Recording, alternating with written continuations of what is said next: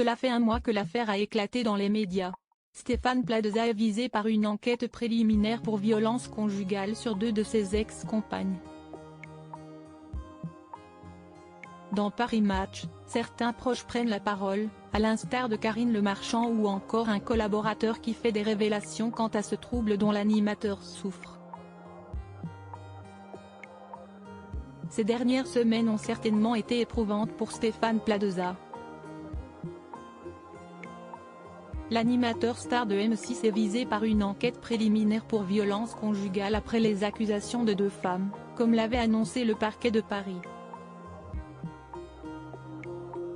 Aussi, auprès de Mediapart le mois dernier, elles étaient 3 à dénoncer des humiliations, menaces, violences verbales et, pour 2 d'entre elles, physiques.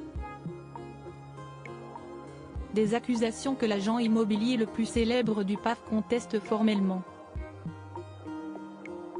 Ce jeudi 26 octobre 2023, dans les pages du magazine Paris Match, certains de ses proches témoignent.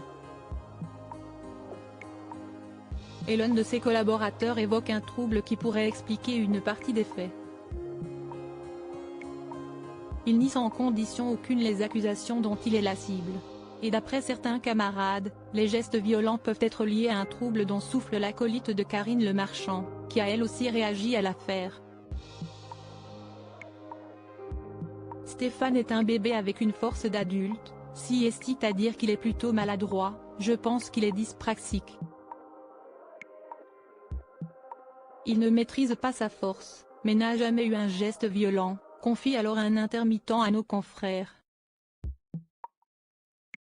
La dyspraxie, qui correspond à une difficulté à réaliser certains gestes et actions, est due à un dysfonctionnement de la commande cérébrale des mouvements. Ce trouble se traduit par de la maladresse, entre autres points. Stéphane Plaza maladroit depuis toujours, une information livrée par un collègue, et confirmée par Stéphane Plaza en personne sur Instagram le 20 septembre dernier, la veille de la publication de l'article de Mediapart. Depuis tout petit ma maladresse me joue des tours. Un danger ambulant à moi tout seul. Quand je ne blesse pas les autres involontairement, si est-il moi qui suis le premier touché. Et ça fait mal, avait-il écrit en légende d'image d'un accident survenu sur le tournage de Maison à vendre au cours duquel les pompiers avaient dû intervenir. Malheureusement, je ne contrôle pas mes mouvements et tête en l'air que je suis, j'oublie parfois que j'ai ce problème, à mes risques et périls, avait-il poursuivi. Mais l'animateur de recherche appartement ou maison a de la chance.